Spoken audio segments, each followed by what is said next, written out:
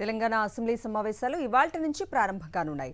అధికారంలోకి వచ్చిన ఏడాదిలో తాము చేసిన అభివృద్ధిపై సభలో చర్చకు పెడతామంటోంది రేవంత్ ప్రభుత్వం. మరోవైపు కాంగ్రెస్ ప్రభుత్వ వైఫల్యాలపై ఇప్పటికే ఛార్జ్ షీట్లు విడుదల చేసిన బీజేపీ, బీఆర్ఎస్ పార్టీలు అధికార పక్షాన్ని కడిగేస్తామంటున్నాయి.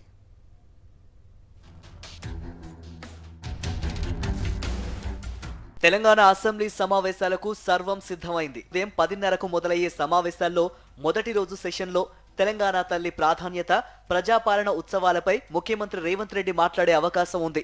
దీంతో పాటు ఇటీవలి కాలంలో మరణించిన మాజీ శాసనసభ్యులకు సభ సంతాపం తెలపనుంది. అయితే ఒక్కరోజే సభ నడిపించి ఈ నెల 16కు వాయిదా వేస్తారని సమాచారం. డిసెంబర్ 9వ తేదీ కాంగ్రెస్ కు ప్రత్యేక సెంటిమెంట్ ఉంది. సోనియా గాంధీ పుట్టినరోజు మాత్రమే కాకుండా గత ఏడాది కాంగ్రెస్ ప్రభుత్వం ఏర్పడగానే డిసెంబర్ 9నే అసెంబ్లీ సమావేశాలు ప్రారంభించారు.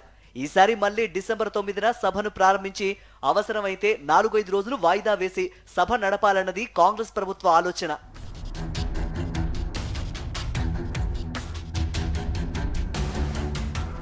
రైతు భరోసా సబ్ కమిటీ నివేదికను శాసనసభలో ప్రవేశపెడతామని సీఎం ప్రకటించారు.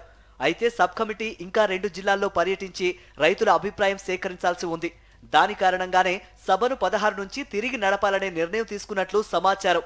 ఇక కొత్త ఆర్ఓఆర్ చట్ట సవరణకు ఇంకా తుది మెరుగులు దిద్దుతున్నారు. దీన్ని సీఎం ఫైనల్ చేయాల్సి ఉంది. కులగణన సర్వే రిపోర్టు ప్రభుత్వానికి చేరాల్సి ఉంది. నివేదిక రాగానే సభలో పెట్టి రిజర్వేషన్ల పెంపు కోసం కేంద్ర ప్రభుత్వానికి అసెంబ్లీ తీర్మానం చేసి నివేదించాలనేది కాంగ్రెస్ ప్రభుత్వ ప్లాన్. పంచాయతీరాజ్ చట్ట సవరణను ప్రభుత్వం సభలో పెట్టనుంది. రిజర్వేషన్ల మార్పుతో పాటు కొత్త ఎంపీటీసీల ఏర్పాటు, ఎన్నికల్లో పోటీకి 2 పిల్లల నిబంధన తొలగించాలని కాంగ్రెస్ ప్రభుత్వం నిర్ణయం తీసుకుంది.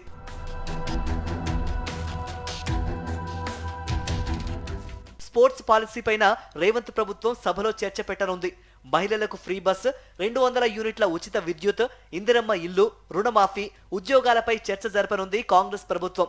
హైడ్రా, మూసీ విషయంలో ప్రభుత్వాన్ని ఇరకాటంలో పెట్టాలనుకుంటున్న ప్రతిపక్షాలకు చెక్ పెట్టేందుకు అధికార పార్టీ వ్యూహాలు రచిస్తోంది. ఇక ప్రతిపక్ష నేత కేసీఆర్ అసెంబ్లీకి రావడం లేదని సీఎంతో పాటు మంత్రులు విమర్శలు చేస్తున్న నేపథ్యంలో కేసీఆర్ సభకు హాజరవుతారో లేదో చూడాలి.